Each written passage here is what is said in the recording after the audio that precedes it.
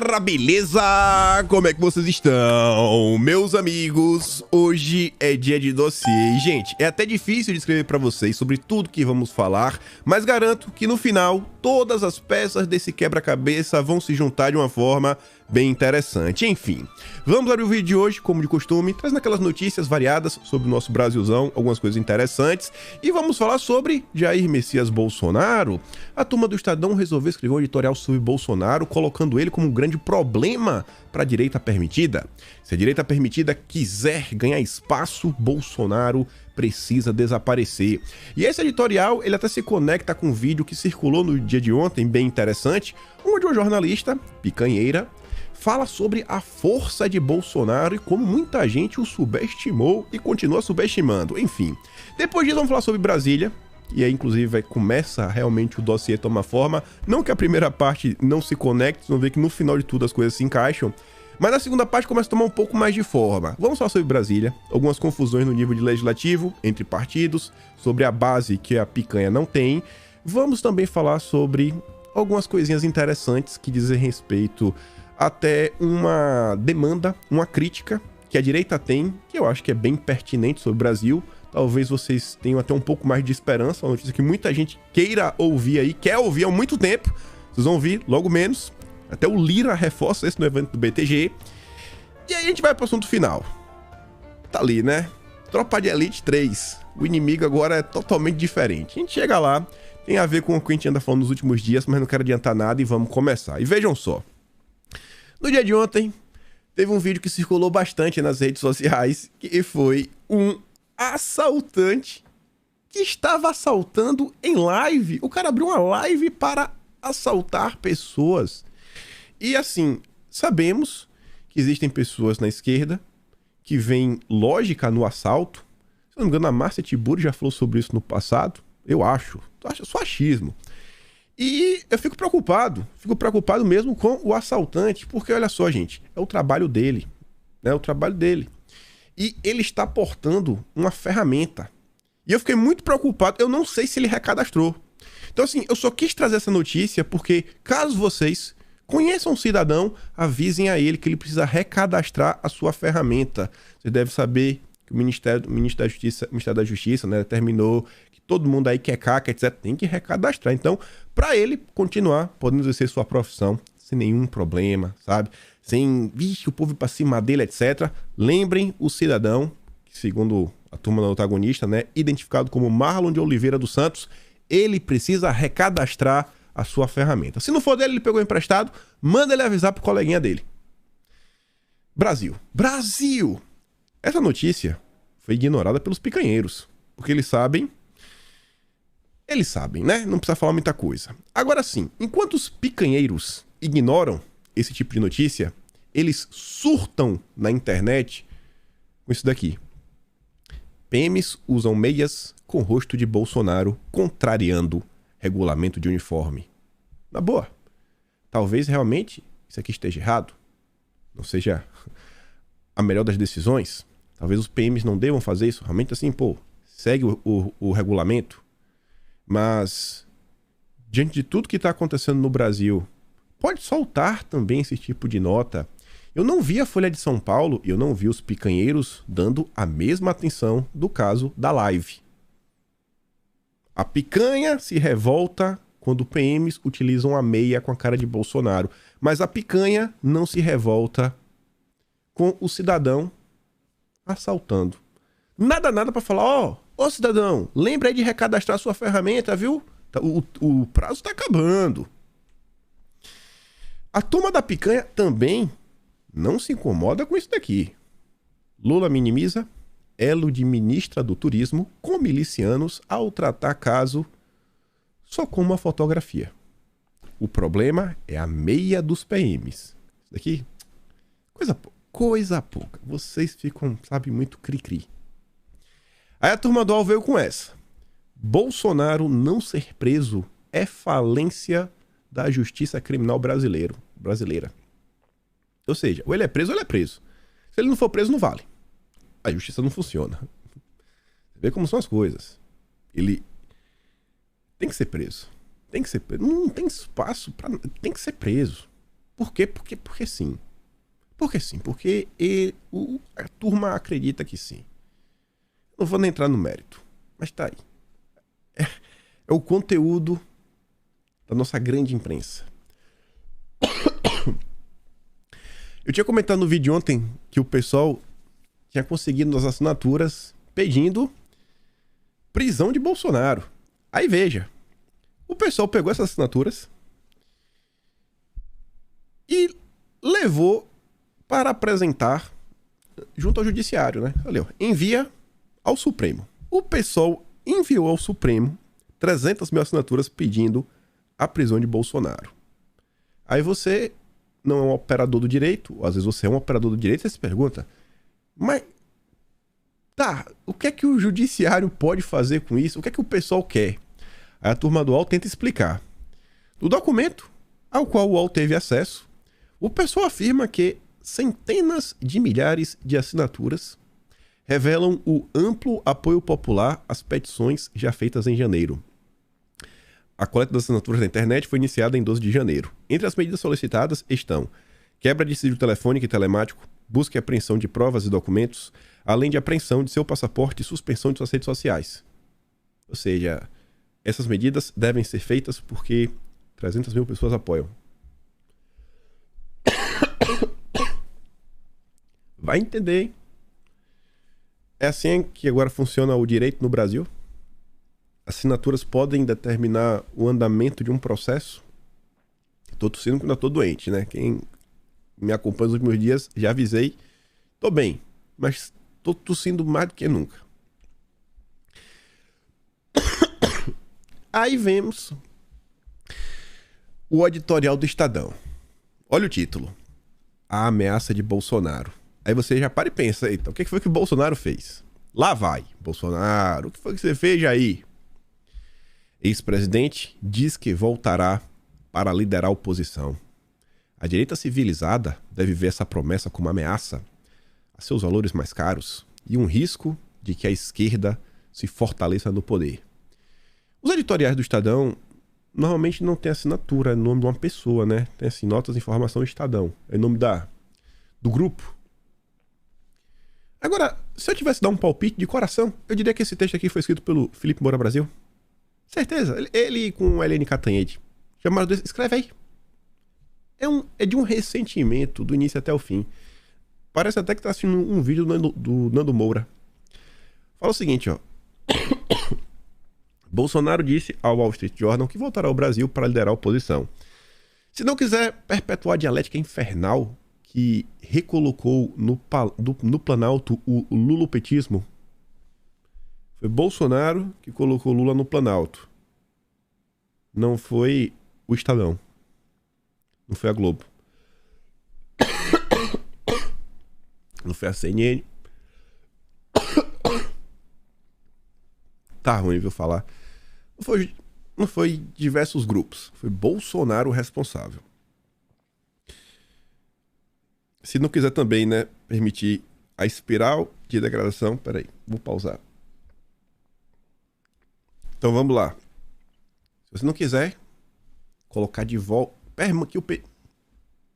Voltar. Subi, voltei, peguei um copo d'água, perdi a concentração. Mas como eu tava falando. Vamos lá, de novo. Segundo a turma do Estadão, se você não quiser que a turma do PT fique na frente aí do Planalto, continue no poder, Bolsonaro tem que desaparecer. Se você também não quiser que a espiral de degradação que desembocou no 8 de janeiro desapareça, você também tem que acabar com o Bolsonaro.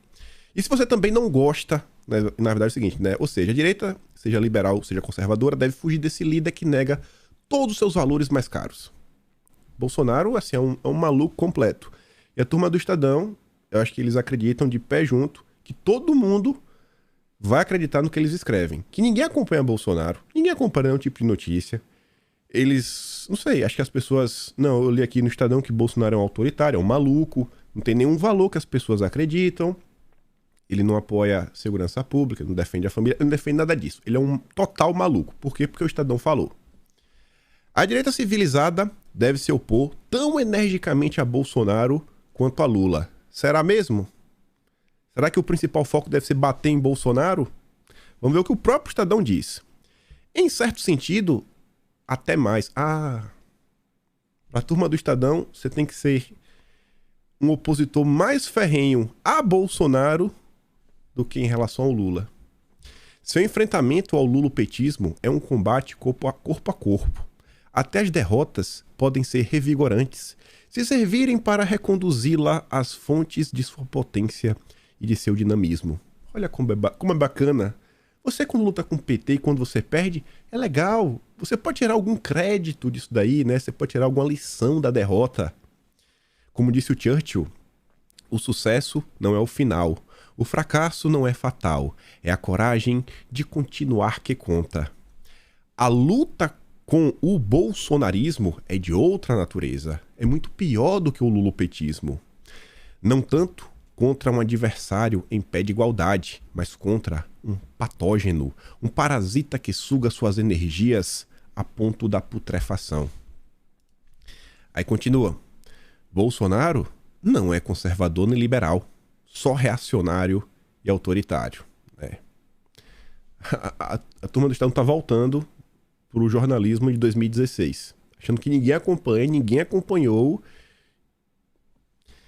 O liberalismo crê na potência do livre-arbítrio e sua contrapartida, a responsabilidade individual. Daí a ênfase nas liberdades fundamentais, na igualdade ante a lei, na meritocracia, no livre mercado.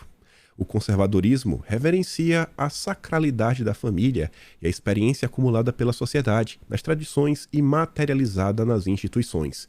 Ambos desconfiam da ubris humana, por isso, creem no progresso, rumo a uma sociedade mais justa e próspera por meio da distribuição.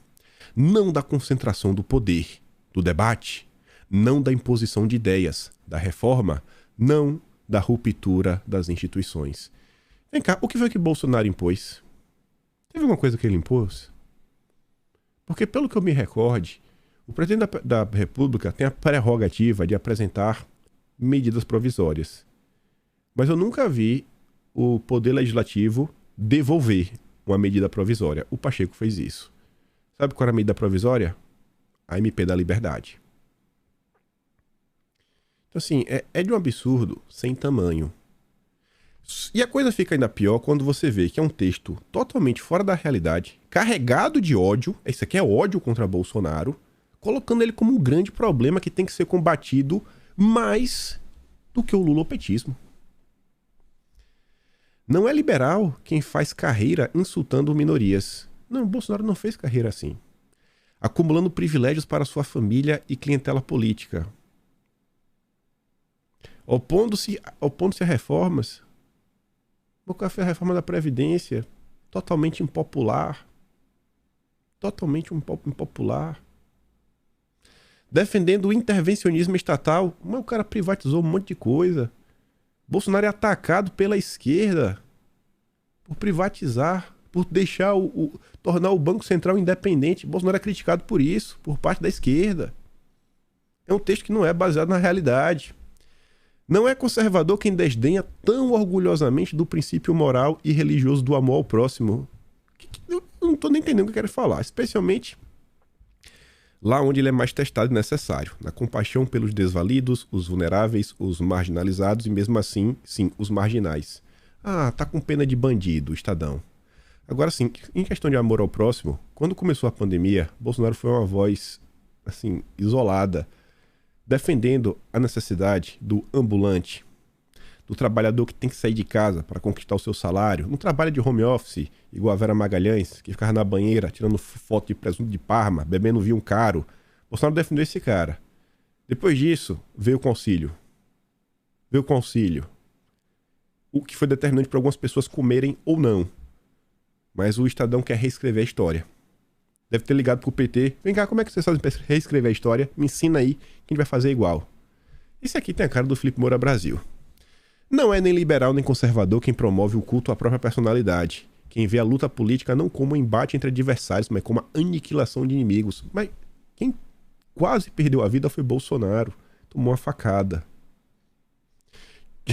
Jogavam bola com a cabeça dele. Quem escreveu um texto desejando que alguém perdesse a vida foi o consórcio para com o Bolsonaro. Foram alguns jornalistas do consórcio que diziam que ele perdesse a vida. É uma inversão de valores sem igual. Quem violenta a separação dos poderes e busca submetê-los ao seu tacão. Teve algumas decisões de Bolsonaro que eu acho que elas deveriam ter acontecido, mas outras pessoas entraram na seara de suas decisões. Assim, é atribuição do presidente da República fazer isso. Bolsonaro tentou, não vai fazer não. Por quê? Porque a gente não quer. Essa não pode.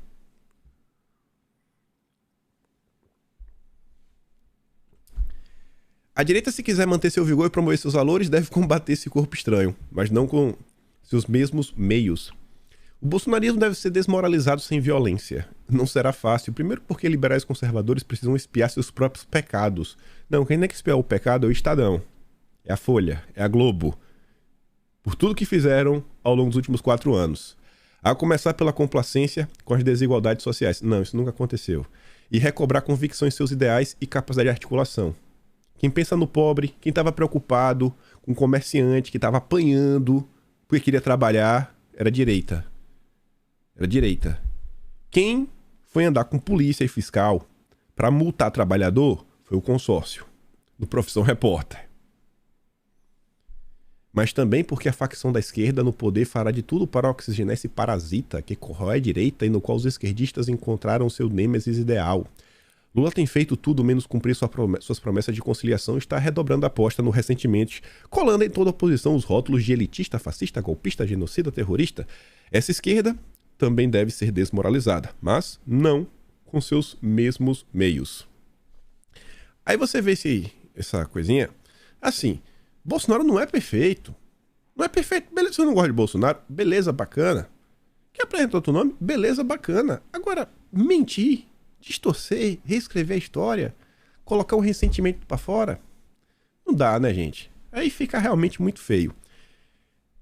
Aí veja por que a turma do Estadão, da direita permitida, do Felipe Moura Brasil, anda tão preocupada. Olha o que a Daniela Lima, aquela que nunca erra, ela nunca decepciona, nunca decepciona na vida. Olha o que ela fala sobre Bolsonaro.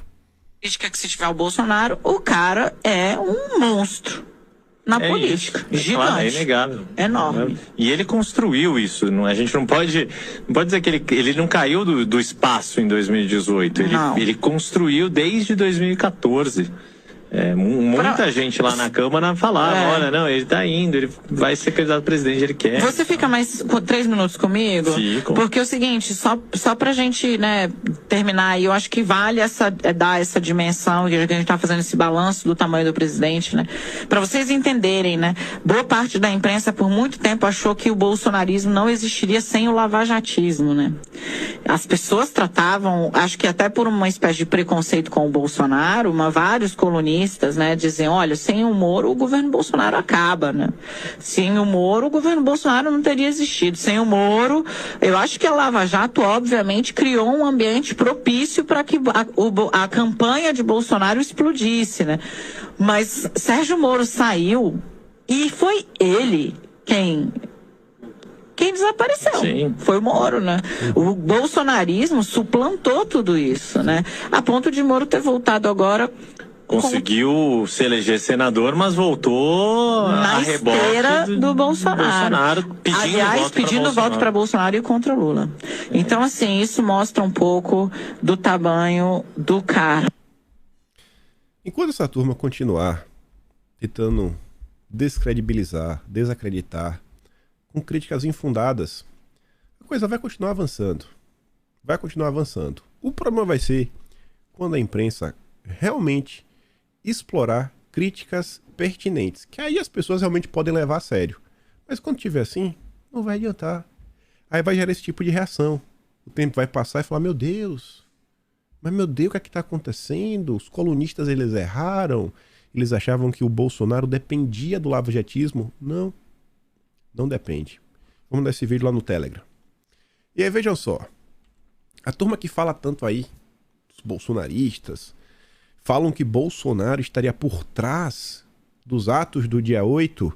Essa turma inteira, incluiu o consórcio, eles deveriam estar cobrando que os parlamentares façam aí, né, o seu trabalho e assinem pela CPMI. CPMI dos atos do dia 8. Qual é o interesse do consórcio em ficar calado diante de tudo que está rolando? O André Fernandes, ele mais uma vez aqui traz a atualização. Subiu para 124 o número de assinaturas. Acho que no vídeo de ontem a gente comentou tinha 108, foi no vídeo de ontem ou anteontem. E agora só faltam 47 deputados. O Senado conseguiu mais uma assinatura, agora tem 32. O mínimo são 27. O desgoverno teria que retirar aí pelo menos 6 assinaturas para conseguir impedir que a CPMI, assim, né, seja barrada por falta de quórum no Senado. E na Câmara tá aí. Acho que quando passar o carnaval, tem muita que já tá viajando, né, não tá em Brasília, etc. Acho que tem tudo aí para a turma da direita conseguir as assinaturas que faltam. Será que a turma aí tá com medo que durante a CPI se descubra alguma coisa que complique a vida dos picanheiros? Será? Não sei. O que eu sei é o seguinte: a esquerda segue destilando todo o seu amor. Médio Divaldo Franco vira alvo da esquerda ao contestar prisões em Brasília. Independente da sua orientação religiosa, lá na Bahia, pelo menos, o Divaldo Franco é conhecido não só pelo seu trabalho espiritual, mas também por ajudar pessoas. Ajudar pessoas. Caridade mesmo, pra valer. De diversas formas. Um cara assim, de bom coração. É inegável isso daí. Ele falou o seguinte, em um vídeo que circulou nas redes sociais. Estamos vendo aí leis absurdas, prisões estúpidas sem julgamento. Como é que pegam pessoas nas ruas, botam no ônibus e levam pra cadeia? Ah, mas tocam terror. Mas ninguém estava com alguma ferramenta, nem faca, nem canivete, nem gilete, nem cortador de unha. Não tinha nada. Esse trecho específico da palestra circulou em grupos da esquerda e gerou centenas de comentários nas redes sociais. Abre aspas, parece que Divaldo Franco não viu os vídeos do dia. Questiono quem são os mentores espirituais dele. Ustra? O alemão? Mussolini? Pinochet? Escreveu o internauta no Twitter. Todo mundo que eu não gosto é ista. Todo mundo que eu não gosto é ista. Escolha o ista que você quiser. Essa é a esquerda. Segue aí. Enquanto isso, a CPI faltam assinaturas. A turma da esquerda, que é interessada aí em punir sem anistia, devia estar cobrando que os deputados do PT assinassem. Mas não vão, né? Não sei porque o governo teme uma CPMI. Se fosse a do Senado, do Renan Calheiros, essa podia. Bia Kicis e PT, duelo por comissão que fiscaliza gastos do governo. A treta continua. Devemos ter aí uma conclusão pós-carnaval. E diz respeito à Comissão de Fiscalização Financeira e Controle. Já falamos sobre isso. A Bia Kicis, ela quer assumir.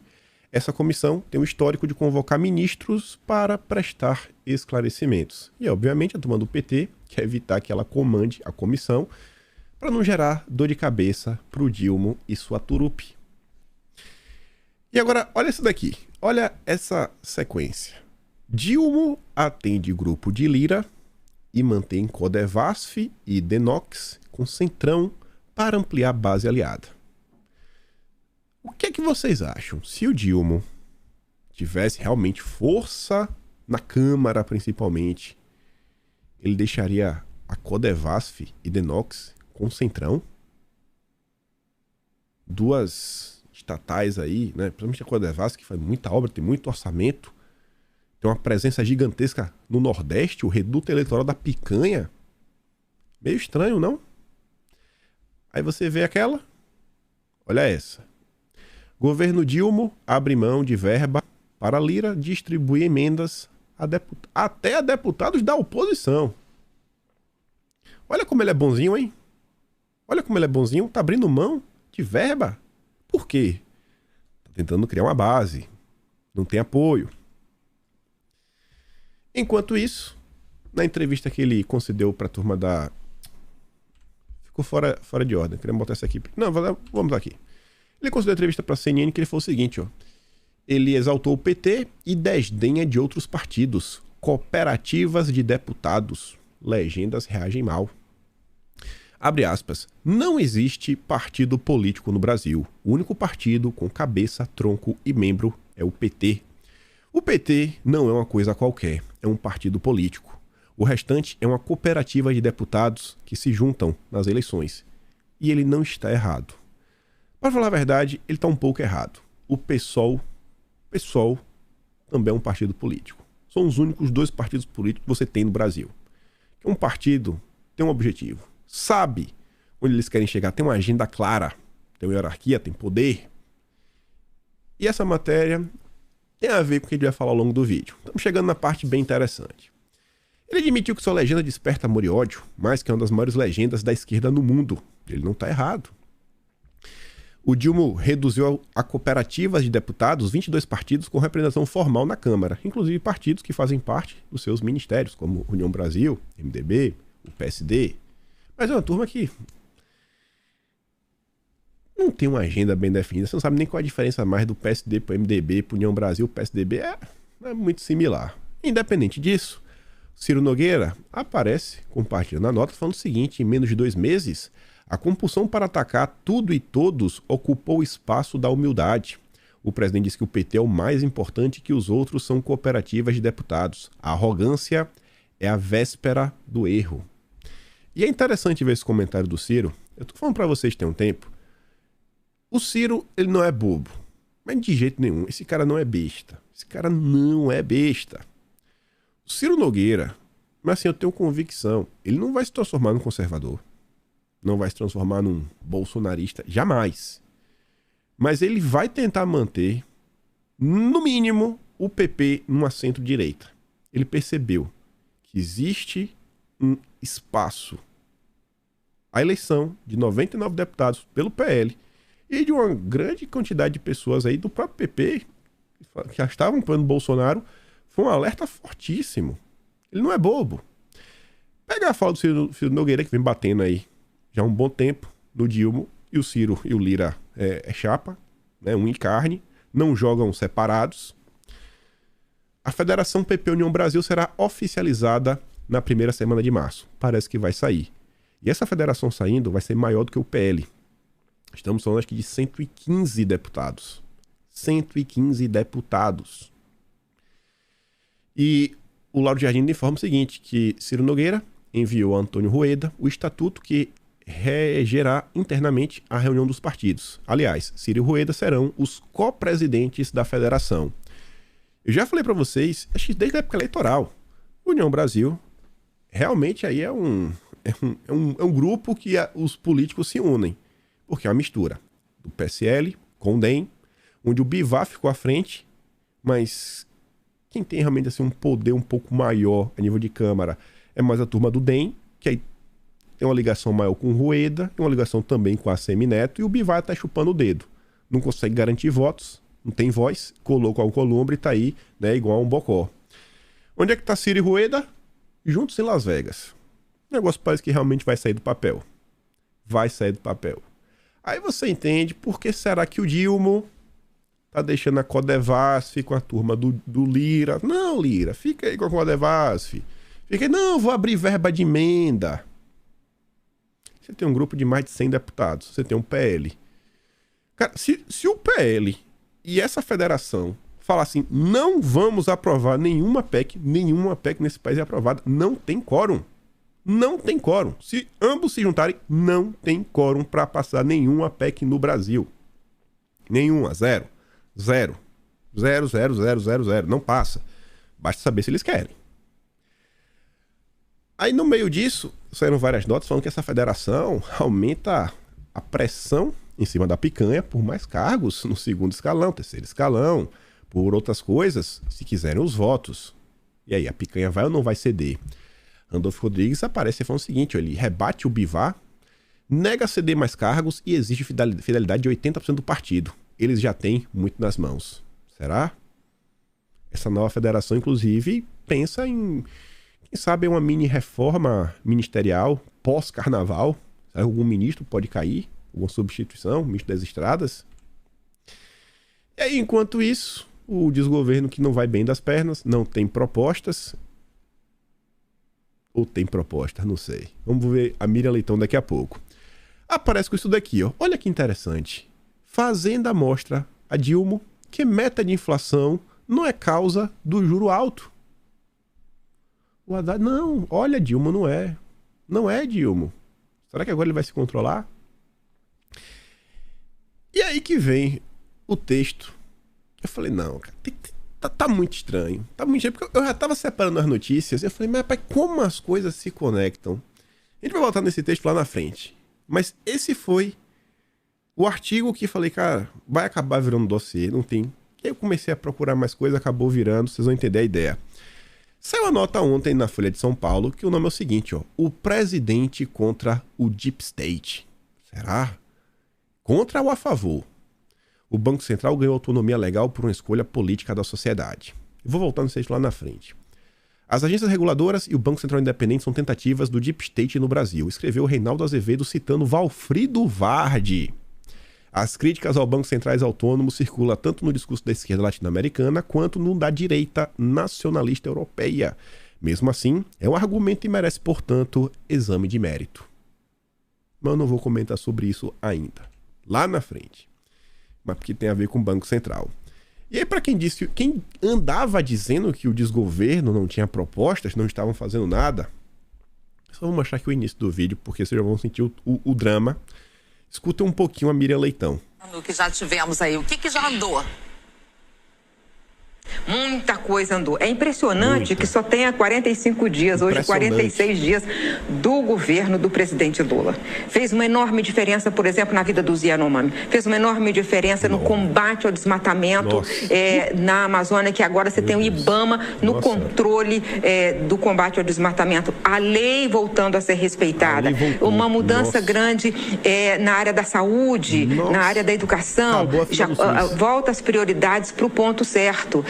No caso da política habitacional, as pessoas com menor renda voltam para o programa e com subsídio, que é isso mesmo, o subsídio existe para ajudar os pobres a terem a sua residência. O Bolsa Família volta com os mesmos critérios de antes, porque você não pode ter um programa de transferência de renda sem critério. Então, muita coisa. Política que se tiver o Bolsonaro, o cara é um... Eu não vou continuar. Ela não fala nada com nada. Mas usa vários adjetivos. Não, mudou tudo. Várias coisas. Sensacionais. Não. Mas Miriam, olha só, o Auxílio Brasil já estava aí. O que foi feito? Né? Porque agora as regras... Mas o pobre está mais rico? Não. Não, mas a saúde agora mudou. Mudou o quê, Miriam? Essa é a Rede Globo de produções. Acho que é um dos últimos bastiões de sustentação do desgoverno dentro do Brasil. Lá fora. Falei pra vocês que tinha uma notícia que eu acho que iam deixar vários de vocês aí bem contentes. Quem não sabe, quem já viu, né? Porque isso aqui o Ramagem postou no dia 16, estava pra comentar no vídeo ontem, mas foi até bom. O Ramagem aparece na notícia do Metrópolis falando o seguinte, que ele colhe assinaturas na Câmara para frente de reforma do Judiciário. Diretor-geral da Albin, na gestão de Bolsonaro, Ramagem coleta assinaturas para a frente parlamentar de reforma do Judiciário. E o Ramagem fala o seguinte, ó, a última reforma do Judiciário em 2004 não conseguiu aprimorar o acesso à justiça, não corrigiu a quantidade de processos, recursos e instâncias, muito menos tratou do alcance político do ativismo judicial a fim de defender a independência e harmonia entre os poderes da República. E aqui alguns pontos que estariam, né, no meio dessa discussão de reforma no Judiciário. Primeiro, discutir as formas de ingresso de magistrados para os tribunais, existência de mandato fixo, formas de revisão de nomeações e decisões, revisar a exagerada competência judicial, constitucional, recursal e instrutória do Supremo, estabelecer alcance e limite do ativismo judicial, promover a colegialidade das decisões dos tribunais em detrimento das decisões monocráticas, prevenir a ocorrência de abusos de autoridade, tornar mais rigorosos os critérios para a invalidação judicial das leis aprovadas pelo Parlamento. Até o momento, 54 deputados assinaram apoio à frente. São necessários 171 assinaturas. Só apoiei 4 candidatos nessas eleições. Um deles era o Ramagem. E alguns dias atrás, eu falei muitas vezes, gente, olha só, sou da direita covarde. Eu falo assim, ó, o que eu apoio, eu entendo a insatisfação de muitas pessoas, mas entre o que eu acho que tem alguma chance de avançar e qualquer outra coisa, eu prefiro ficar no que eu acho que tem alguma chance de avançar e não criar mais problemas. Eu falo, ó, eu tô do lado que apoia uma reforma do judiciário. Havia citado exemplos, sempre dou exemplo lá da PEC 5, que era a PEC, da questão do Conselho Superior do Ministério Público, etc, tudo mais. Olha aí. Aí você fala, mas isso aqui não avança. Ano passado, não, ano retrasado, 2021, esse assunto já está rolando. 2021 teve uma live do Arthur Lira com o ministro Gilmar no Conjur, um site especializado na cobertura do mundo jurídico brasileiro. Ambos discutindo sobre a necessidade de uma reforma no judiciário brasileiro. É por aqui que as coisas podem ter algum tipo de mudança. E o Lira, no BTG, falou o seguinte, escuta isso daqui. E lógico, a gente no Brasil radicaliza muito, ou é impeachment de presidente da República ou é impeachment de ministro do Supremo. Quando o assunto é mais fácil, legisla as competências, as decisões, as pautas, o que é que a gente precisa fazer? A competência do Supremo era só um tribunal constitucional, hoje vai para o civil, vai para o tributário, vai para o penal, vai para... Então, decide sobre tudo.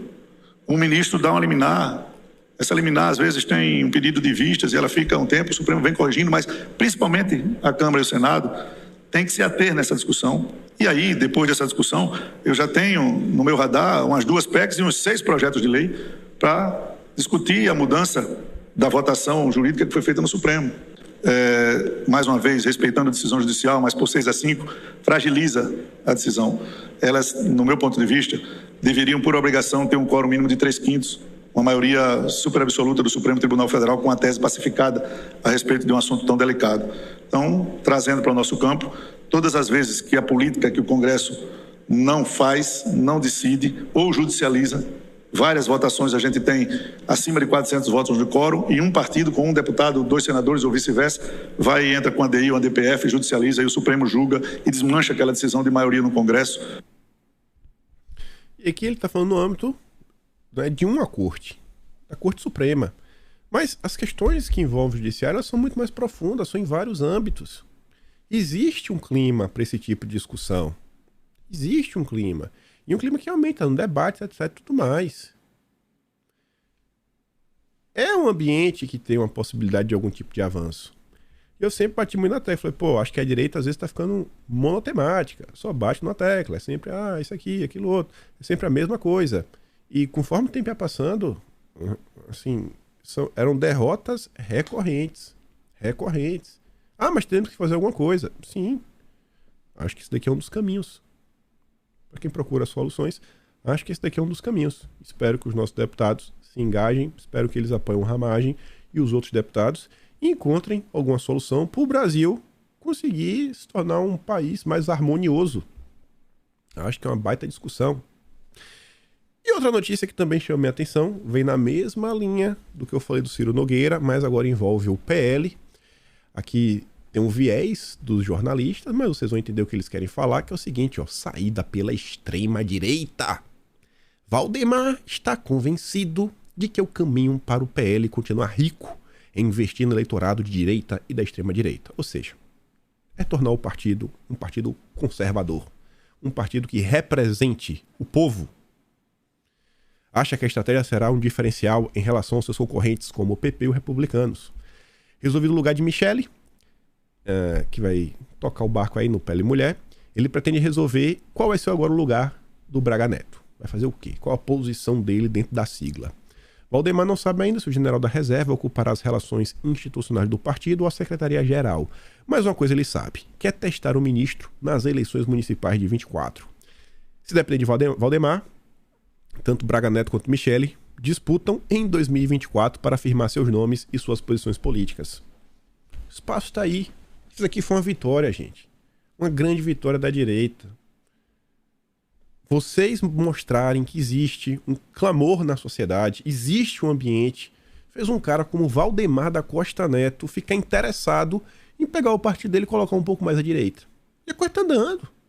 Um pouquinho, tá ocupando espaço, olha só. Espaço dentro dos partidos. Tu já pensou o Braga secretário-geral? É uma posição de extremo destaque. O ACM Neto, do União Brasil. O Bivar não faz nada sem a assinatura do secretário-geral. Interessante. Vitória de vocês. Do engajamento de vocês. E, obviamente, um legado de Bolsonaro, né?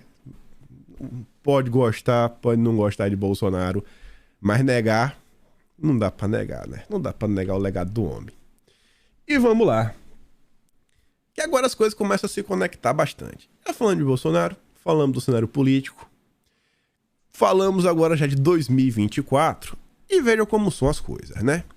Nos últimos dias eu tava coletando várias notícias, e era um vídeo que eu já vinha colocando em vídeo, eu sempre deixo ali no final, esse tema aqui não é tão importante, mas sempre algo me diz assim, cara, em algum momento essas notícias, elas vão se encaixar, elas vão fazer algum sentido.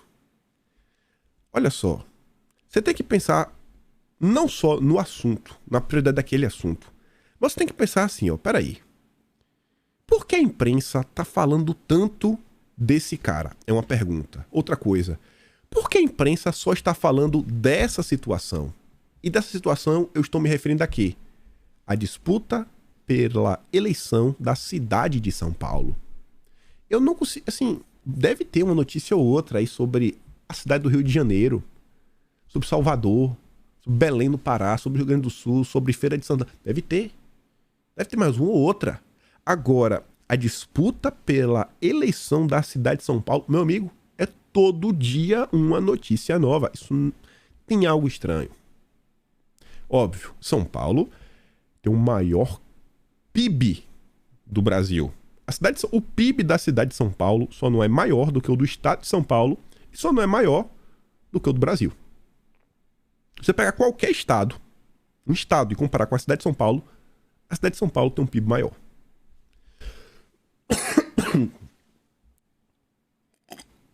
Daí você já entende um pouco da importância. Aí você vê, ó, Boulos já entrou em ação para organizar candidatura à Prefeitura de São Paulo. Essa foi no dia 11. Já tá aí, se movimentando. Boulos dividirá tempo entre congresso e reuniões com apoiadores em São Paulo. Também no dia 11. Pré-candidato a prefeito da capital, o deputado prevê passar 3 dias da semana em encontros com a base. Tá se movimentando, tá mil. PT fica esvaziado em São Paulo. Tropeça em renovação e vê o pessoal avançar.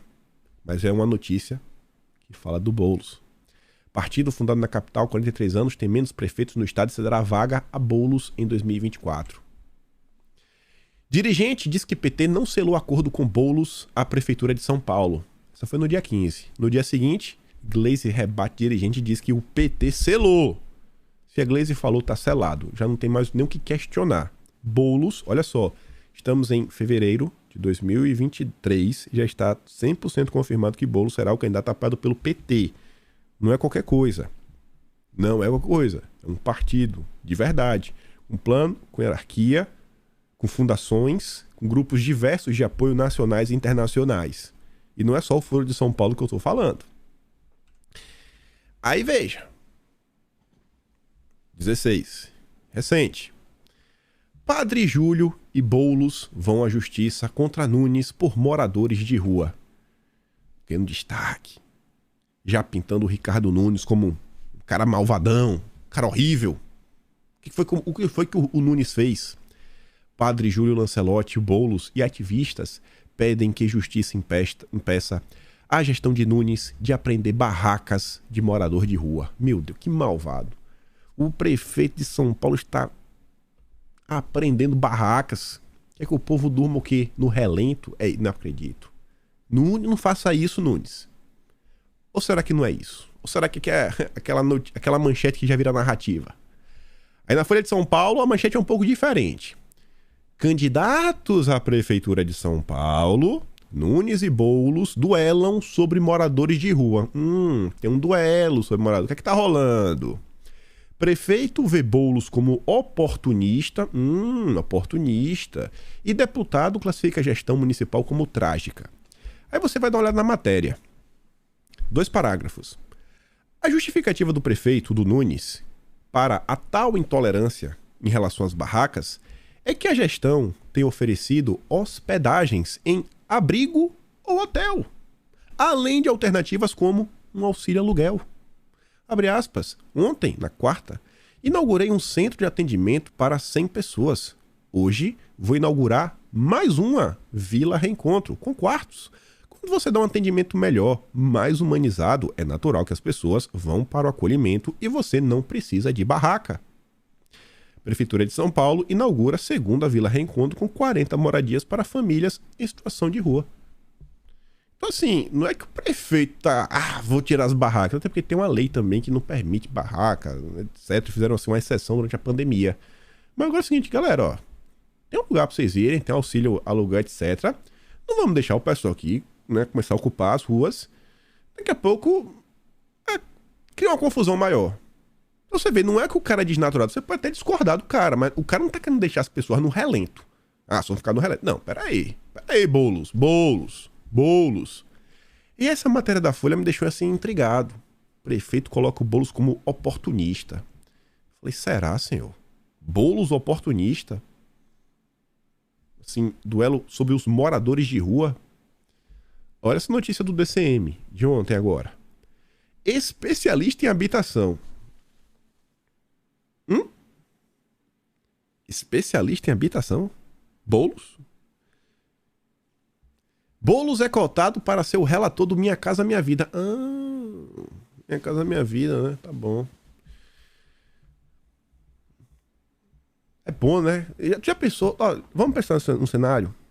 Boulos relata Minha Casa Minha Vida. Aí o governo, ou sei lá, qualquer pessoa, empresário, etc., faz alguma coisa. Aí em 2024 aparece o Boulos entregando casas, falando aí, eu estou tirando as pessoas da rua.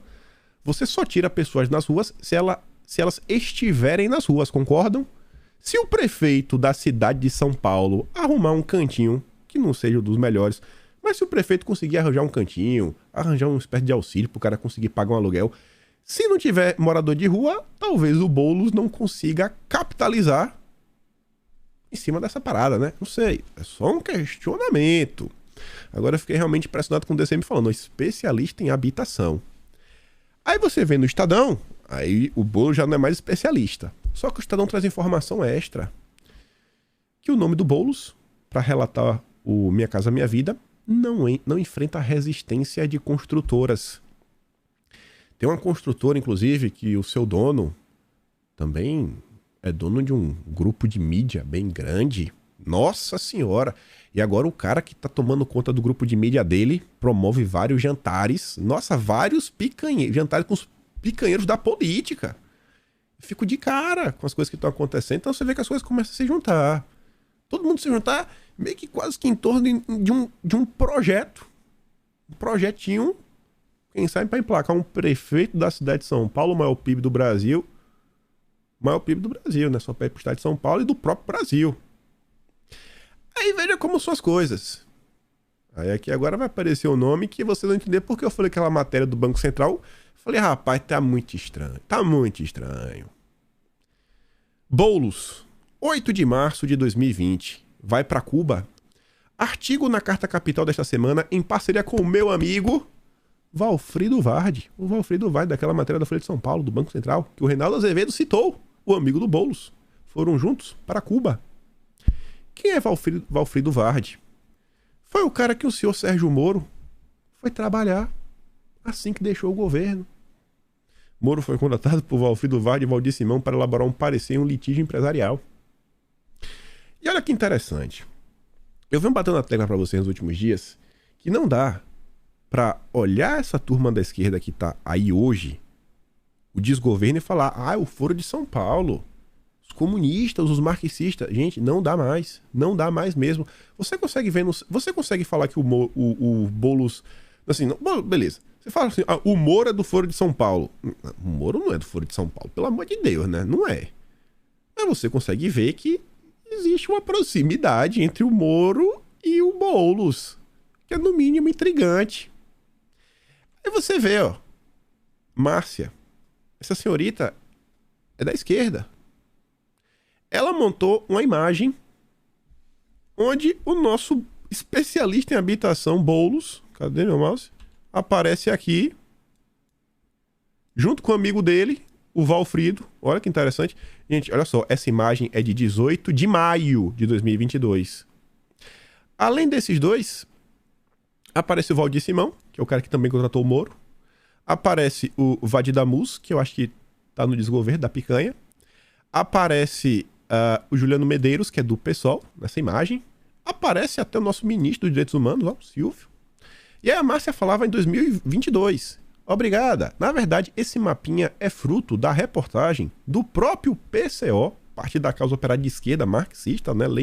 Acho que ele é stalinista aqui, ó. Foi esse martelo. Sobre o Boulos. Foi assim que o RE entrou no meu radar. A imagem original, sem um círculo vermelho, segue abaixo. E o PCO pode compartilhar qualquer coisa que eu poste. Seria uma honra. Aí o PCO diz, ó, muito obrigado. Caso tenha mais artes, montagens do tipo, pode nos contactar. Em 6 de maio de 2022, o PCO, Partido de Esquerda, Laura Carvalho, a economista de Guilherme Boulos, irá trabalhar na Open Society do Jorginho Soros. O pessoalista não só tem relações diretas com o NED, fachada da CIA, por meio do IRE, como agora tem relações indiretas com Soros, também por meio da federação com a rede. 27 de junho de 2022. Natália Pimenta, olha a biografia dela, ó. Hashtag Fora Bolsonaro. Hashtag Fora Bolsonaro. Entreguismo obsceno. E saiu de onde? Na Fórum, escrita por Mauro Lopes, os mesmos que atacam furiosamente o PCO e defendem o Boulos no IRE. Revelam agora, de modo cristalino, que estão completamente a serviço do imperialismo. E qual é a matéria? Leonardo Boff, abre aspas. A Amazônia deve ser internacionalizada e ter gestão global, fecha aspas. Um dos expoentes da teologia da libertação, considerado um dos pensadores mais ousados globalmente sobre a questão ambiental, critica o nacionalismo tacanho e o slogan A Amazônia é Nossa. Você lembra que aquele artigo da Folha de São Paulo que eu fui chamar a atenção, falava da direita nacionalista europeia? A gente vai chegar lá, a gente vai chegar lá. Em 17 de janeiro de 2020, o Boulos compartilha um excelente artigo do amigo dele, que o amigo dele falava uma carta aberta ao capitalismo global. É uma carta onde ele critica os comunas, mas a turma da esquerda diz que ele tem proximidade com o deep state americano, os imperialistas. Critica os comunas, né, da Ásia, fala que, né, produziu muitos produtos, né, o socialismo de mercado, os acumuladores. E o problema disso daí envolve uma exaustão ambiental. De forma, aumento das temperaturas, etc. Não vou ler o texto. É um texto que já está falando sobre a Agenda Verde. Desde 2020. Você vai falar que o Boulos marxista raiz Foro de São Paulo? Não é. Não é só isso. Não é só isso. Não adianta. Não encaixa. Ele não se encaixa mais. Não encaixa mais. Aí a gente volta. Vamos ver de novo esse texto aqui agora. O presidente contra o Deep State. As agências reguladoras e o BC independente são tentativas do Deep State no Brasil. Será? Quem escreveu essa matéria é o Demetrio Magnoli. O que ele tenta falar é o seguinte. Vou tentar o que ele tenta falar, como eu penso. Vou dar uma explicação como um todo. É o seguinte. Ele fala que a esquerda latino-americana e também a direita nacionalista europeia criticam coisas como um Banco Central Independente. Em qual sentido? Segundo eles, esses grupos, quando você torna esse meio que independente, etc, tudo mais, não só isso como as agências reguladoras, existe um cenário que normalmente quem acaba por assumir essas instituições são pessoas ligadas ao mercado especulativo internacional, né? Como é que a esquerda fala? Não é o grande... é o grande capital, ligado ao grande capital. Quando a gente para e olha o que está acontecendo na Europa, a Europa está em um cenário bem diferente. Você vê que a Europa já teve a direita no passado, ela não desapareceu como foi no Brasil, sempre teve, ela pode ter tido ali uma redução em seu poder. E a Europa ocidental, ela não lidou com grandes problemas do socialismo, comunismo, os partidos comunistas. Não foi bem assim. Você vê uma coisa ou outra agora lá mais na Espanha, mas ainda assim não é igual aqui no Brasil, não é igual o Foro de São Paulo. Lá os problemas meio que são diferentes.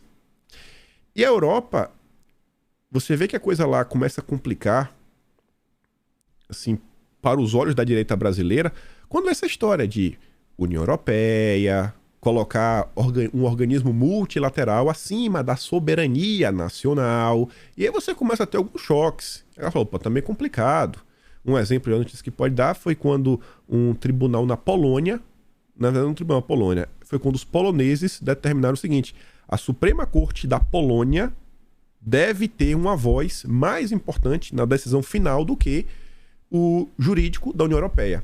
Se a União Europeia falou uma coisa, mas a Suprema Corte polonesa falou outra, devemos seguir a Suprema Corte da Polônia. E eles foram, inclusive, penalizados por causa disso. Então você vê, pô, tá tendo um certo avanço. Então, assim, foram algumas vezes que vem acontecendo na Europa há algum tempo que a turma fala, pô, peraí, tá meio ruim. O tal globalismo crescendo de forma absurda pro lado de lá. Você vê a soberania nacional sendo dissolvida. É o cidadão europeu. Agora quem manda em tudo é a União Europeia. São os eurodeputados. Então, assim, para que um parlamentar, né, nativo do país? E aí você vê a própria imprensa noticia isso daí. Você vê o surgimento daquela italiana agora, né, a galega, que tá lá, que é mais nacionalista, o Viktor Orbán, a Polônia fez. Vocês sabem parte desse discurso. Então, olha as tretas que o mundo já enfrenta. Veja como esse cenário ele começa a surgir no Brasil. E a gente vem eu venho batendo nessa tecla nos últimos dias. Olha como o Boulos, ele tem assim, um formato perfeitinho. Olha quem são os amigos dele. Olha as pautas que o Boulos já defende. Olha como a imprensa brasileira trata o Boulos. A imprensa brasileira concorda, assim, mais 300% com toda essa agenda. Não é uma agenda daquela esquerda marxista. É aquela agenda ESG, agenda woke. O Boulos é o cara da agenda woke no Brasil. Eles estão tentando emplacar esse cara a todo custo, como moderado e no PSOL. Aí no dia de ontem, eu tinha comentado em vídeo sobre a palestra do Soros lá na Alemanha. E aí eu vi lá no Twitter esse rapaz, vez ou outra eu leio alguma coisa dele, ele se chama André Korypko. Ele é um analista americano que mora em Moscou. E ele escreveu o seguinte: é um cara que é meio complicado de você em que caixinha colocar, porque ele meio que não é de esquerda, mas... Assim, porque a esquerda nos Estados Unidos seria o Partido Democrata, mas ele não gosta dos democratas. Mas tá lá na Rússia. Então assim, é meio complicado saber como encaixar esse cara no debate. O forte apoio de Soros a Lula desacredita as credenciais multipolares do líder brasileiro. Esse post aqui tá traduzido, ele escreve tudo em inglês. Quero mostrar algumas coisas do texto dele. A percepção compartilhada nesta análise não deve ser mal interpretada como implicando que o Dilma é controlado por Soros, Biden ou Sanders, ou Ocasio-Cortez, né, AOC, mas apenas que ele é definitivamente seu companheiro de viagem, já que o líder brasileiro indiscutivelmente compartilha sua visão de mundo hoje em dia com uma grande extensão. Mesmo que ele ainda grite slogans socialistas, a prioridade do Dilma durante seu terceiro mandato é menos sobre melhorar a condição de vida dos pobres e mais sobre realinhar geoestrategicamente o Brasil com, né, o Golden Billion, sei lá, o grande capital do Ocidente liderado pelos Estados Unidos. Aí lá na frente fala o seguinte, ó: o forte apoio do Soros remove qualquer tipo de dúvida sobre o Dilma ainda ser um cara que iria trabalhar pela criação de uma ordem multipolar. Esquece, que é um mundo global, governo globalista. Aí fala do Soros, né? Esse idealizador liberal globalista da Revolução Colorida elogiou Dilma durante seu discurso na Conferência de Segurança de Munique deste ano, o que desacredita completamente as credenciais multipolares deste último de uma vez por todas. Então, um cara aqui meio de esquerda criticando Dilma. Aí ele coloca o discurso. Eu mostrei no vídeo de ontem, não vou entrar, ele coloca lá ao longo da matéria.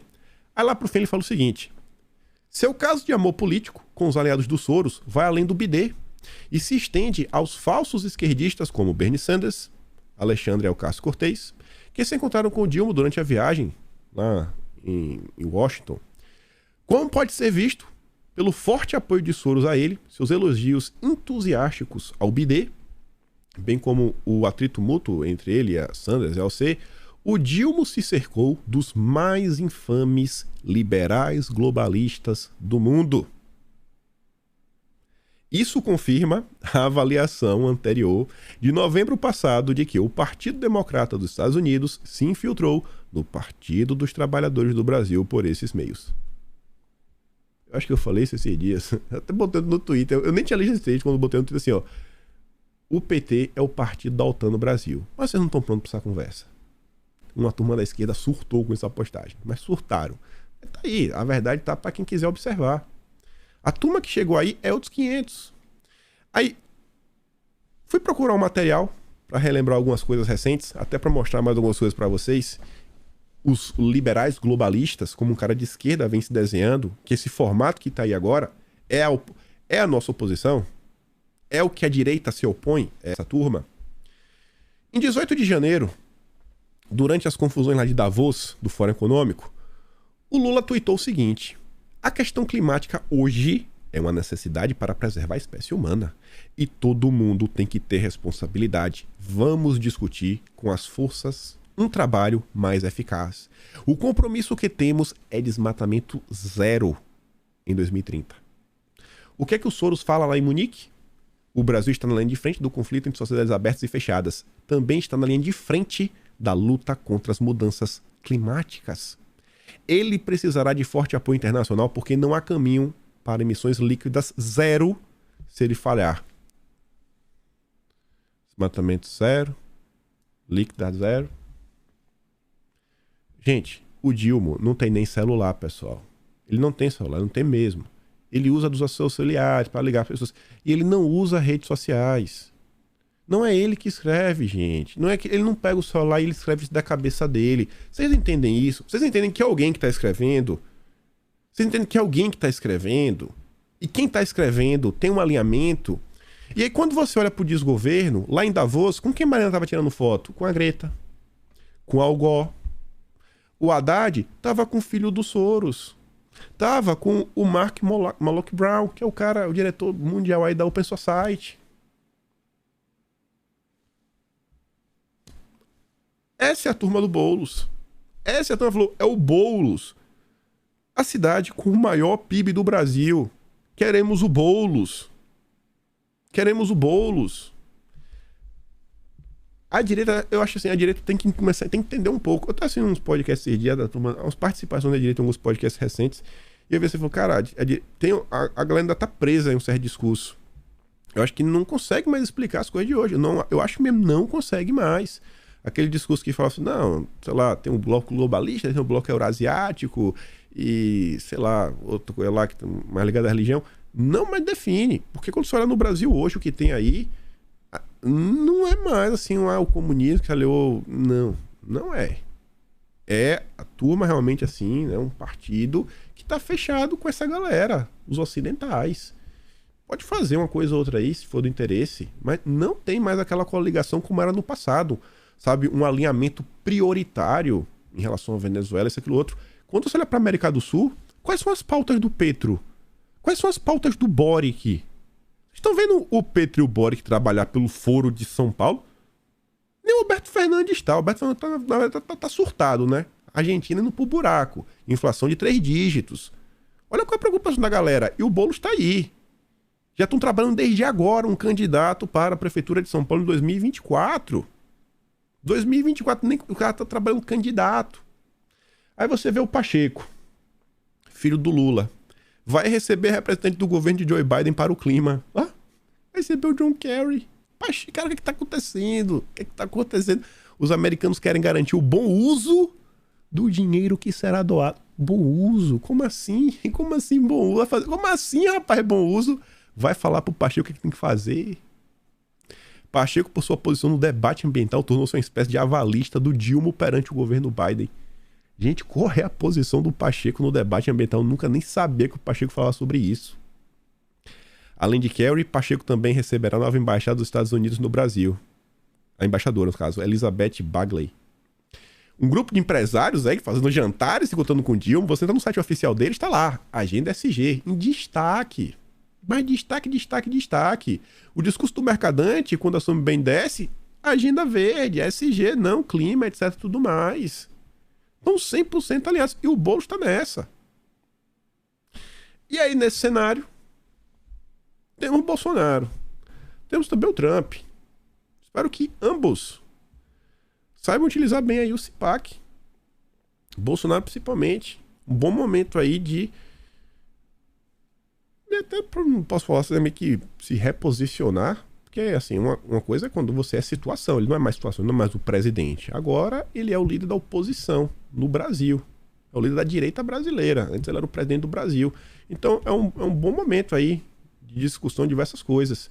Nos Estados Unidos, a discussão é um pouco mais avançada, mas você vê, quando você compara o que o Trump anda falando e o que o DeSantis anda falando, o DeSantis vem, assim, anos-luz no debate. O DeSantis tá batendo na tecla agenda verde, ESG, agenda woke, essa união, como colocar as questões nacionais acima dos interesses internacionais. O DeSantis tá batendo nessa tecla. O Trump já tinha isso daí, já parte disso daí, interesse nacional, né?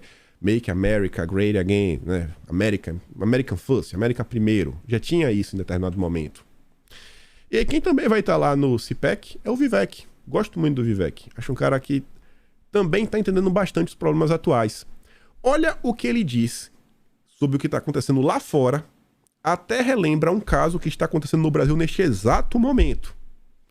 O próximo colapso que acontecer, seja como a FTX ou Norfolk Southern, essa Norfolk é aquela empresa do trem, o trem que bateu nos Estados Unidos, lá em Ohio, confusão gigantesca, problema, nunca nem falo o que é. O trem que bateu, confusão essas duas empresas. Você pode apostar que uma coisa é verdade, a pontuação de ESG dessas empresas será muito boa, incrível como isso sempre acontece. Tem alguma empresa gigantesca no Brasil com bilionários, basicamente os semideuses do capitalismo brasileiro, que está com problemas bilionários? Tem alguma empresa assim no Brasil? Essa empresa é ESG, não. Esses bilionários, inclusive, têm um pezinho na política. Apoiam alguns grupos políticos, de renovação política. Apoiam alguns candidatos também, não. Inclusive, tem uma candidata que um desses empresários apoia, que foi contatada aí pelo Boulos para ver se vira a vice dele na disputa pela cidade de São Paulo. Dizem que ela gosta de tablets. Precisamos ensinar nossos filhos a se orgulharem da nossa história. É uma coisa que no Brasil já não existe mais. Reviver a educação cívica que dilui a agenda woke, a irrelevância. Educação cívica, o Brasil já teve no passado, né? Não tem mais. Combine isso com transparência e escolha de escola. Aí está a sua resposta. No Brasil não querem deixar nem que você eduque o seu próprio filho, através do homeschooling. E por fim ele fala o seguinte, ó, o governo está usando empresas privadas para fazer pela porta dos fundos o que o governo não poderia fazer pela porta da frente sob a lei. Se for uma ação estatal disfarçada, a Constituição ainda se aplica. Falando aí sobre como vem acontecendo alguns movimentos recentes. Aqui estão os links do vídeo de hoje. Eu acho que deu para conectar tudo no final do dia e vocês entenderem onde eu quero chegar, até porque são algumas coisas que eu venho comentando nos últimos dias. Esse texto da Folha de São Paulo, citando quem está citando, o Rinaldo Azevedo citando quem está citando, as matérias só sobre a cidade de São Paulo, elogiando o Boulos aparecendo, nossa, ele pintando o prefeito da cidade de São Paulo como um cara super malvado, por quê? Porque quer levar pessoas por abrigo. Gente, o Boulos querendo relatar Minha Casa Minha Vida. Olha o que está acontecendo. A direita ela precisa repensar todo o seu discurso, das coisas que estão acontecendo. Se continuar monotemático em torno de algumas pautas, vai chegar 2024 e a esquerda vai levar a cidade mais importante do Brasil, que é São Paulo, em termos econômicos. É capaz de levar. Eu não tô nem falando de pensar em ter um candidato, não tô nem falando disso aí, tô falando assim, entender a treta que tá acontecendo. Mas enfim, vídeo quase 1 minuto e 10. Tomei um xarope, parei de tossir, depois que eu dei pausa, tomei um xarope pra ver se melhorava a tosse.